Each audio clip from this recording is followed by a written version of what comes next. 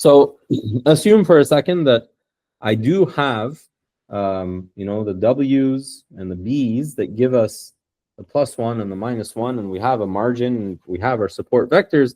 One question that comes up is, how do we go about finding the distance between the class 1 and class -1? And to answer this question, we're going to try to use some of our knowledge about geometry that we have from before. So the first point that I want to remind is that the vector W corresponding to a plane, remember, W itself is pointing to the direction of a particular hyperplane, and W0 is the position of that hyperplane.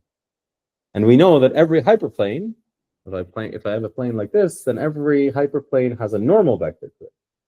The normal vector is what determines the direction of that hyperplane in the space that it lies. And that normal here is the W vector. So the vector W is orthogonal to the plane that corresponds to the margin of the one class. Now, we know that if we have 2 points U and V, so let me actually draw this out. If I have a plane like this, then this is the normal to that plane. And I'm going to call that the W vector. Now assume that I have 2 points on this plane. This is V and this is U. If we have U and V as 2 points on the plane, then the first question we want to answer is, what is W transpose U minus V?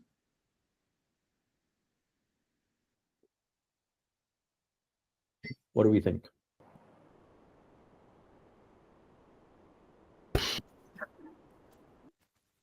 Zero, Why is it 0?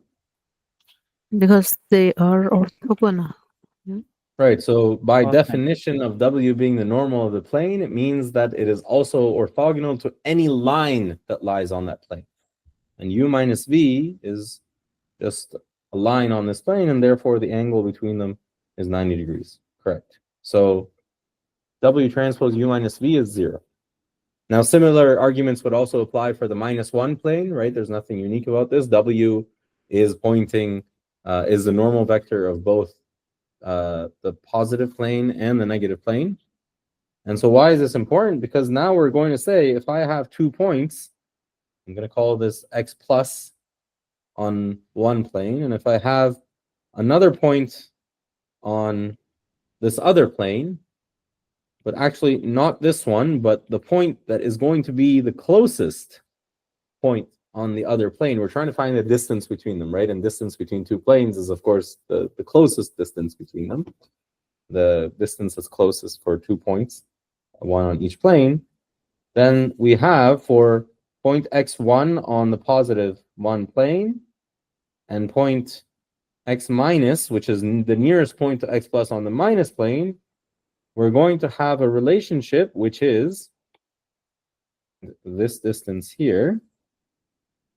It's going to be the difference between these two is some multiple of the normal to the plane.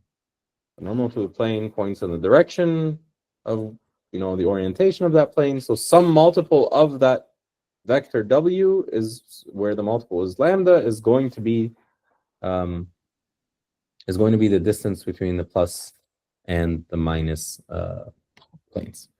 Okay, so how do we find lambda then? So we have this expression here, and we're going to try to find the value of lambda. How do we do this? Let's assume, as we've assumed so far, that x plus is on the positive plane. Since it is on the positive plane, it must satisfy this equation here, which is W transpose x plus B is going to equal to 1. I'm going to take this expression and plug it in. So that's going to, yes, Shima? Sorry, are x plus and x minus from the data or some arbitrary point on the lines? And in this case, we don't assume that we have a data set yet. I've just assumed that we have some margin given to us via some approach. I'm trying to build a geometric understanding of, well, what is the distance between these 2 planes? Once I have that, then I can work backwards and say, okay, well, I want to increase the margin or I want to decrease the margin, and that gives us the maximum margin classifier. That's a good question. Okay, so back to this. I've said, what have I said? I've said x plus minus x minus is equal to some multiple of the vector w, where x plus and x minus, well, x plus is an arbitrary point, and then x minus is selected to be the nearest point on the other plane that would be closest to x plus. Yes? So now I'm just trying to find the value of w here. I'm going to start with the x plus point. The x plus point must satisfy this expression here just from it lying on that plane. That's the expression given to us. And then we have the expression up top. I'm going to plug it in. So that gives me w transpose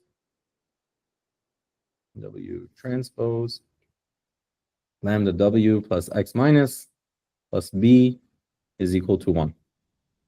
I'm going to expand this out. This is going to give me w transpose x minus plus b plus lambda w transpose w is equal to 1. Now, some of you might point out that, oh, this is the equation of the other plane. So this is minus 1. So continuing on then, I have minus 1 plus lambda w transpose lambda is equal to 1. Move things on the other side, I ultimately get what? I get lambda is equal to 2 over w transpose w. So for the values of w and b that, give us two planes when we equate them to +1 and -1 for two different classes, we can find that the distance between them is going to be some multiple of the normal to each of those planes, where the multiple lambda is equal to 2 over w transpose w. Now, having defined what the value of w is, what is then the margin m? So what is the actual distance between them? We can express that in terms of w as well. So we're going to say what is the distance between the 2 points, x plus and x minus. From before, we had this expression was equal to lambda times w, which we can expand out and say this is lambda times w, where we write out w as the transpose of itself times itself, square rooted. And we derive the value of lambda from before. What was that? 2 over w transpose w. So we're going to plug that in, and this gives us 2 w transpose w divided by w transpose w. I'm going to cross out the numerator and denominator, at least the square root of it, which gives us 2 over w transpose w squared, or otherwise 2 over norm of w. So this ultimately is the margin that we get between the two classifiers. Why was this important? Why did we want to have an understanding of the margin in terms of w? It's in the name of the classifier.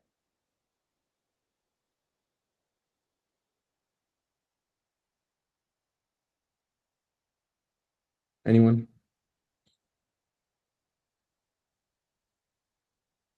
Yes, Jim.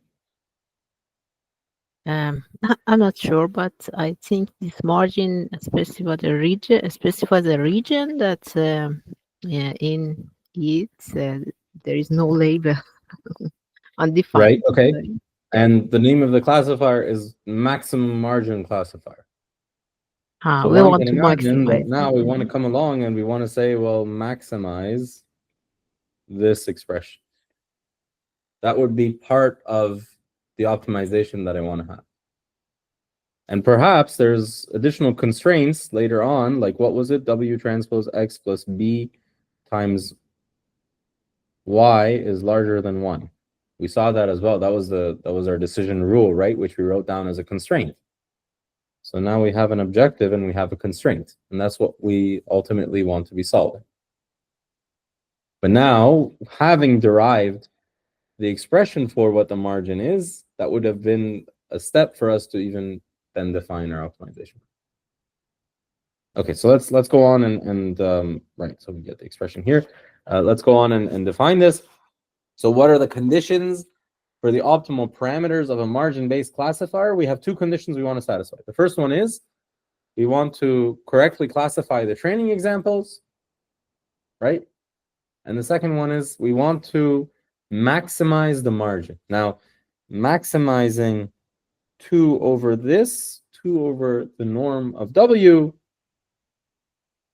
is the same as saying minimizing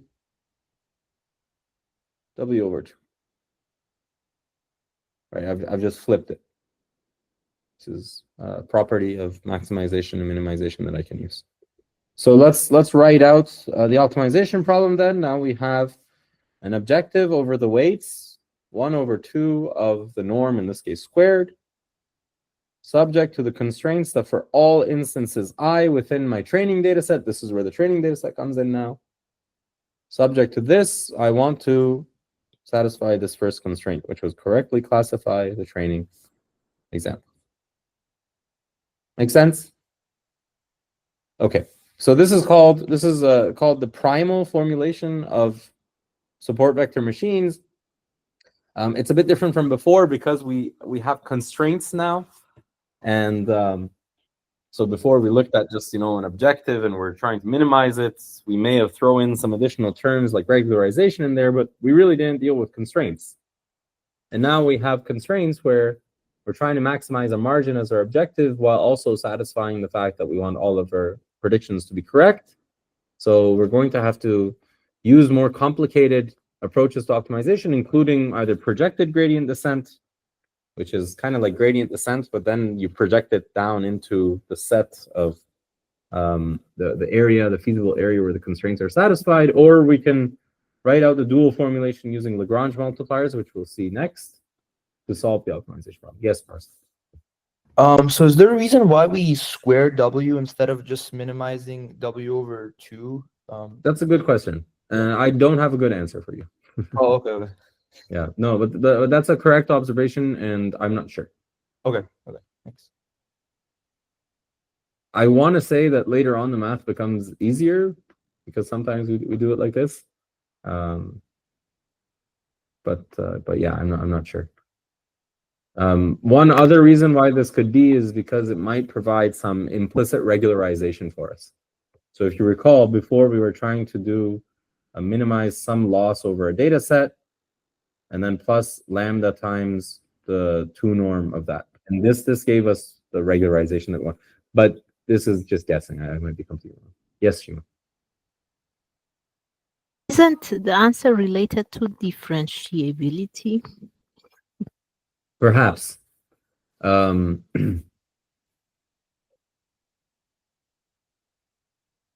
Perhaps, yes, because we do take the gradient of the dual form later, and so that might make things easier for actually doing projected gradient descent. Yes. But again, I'm not 100% certain.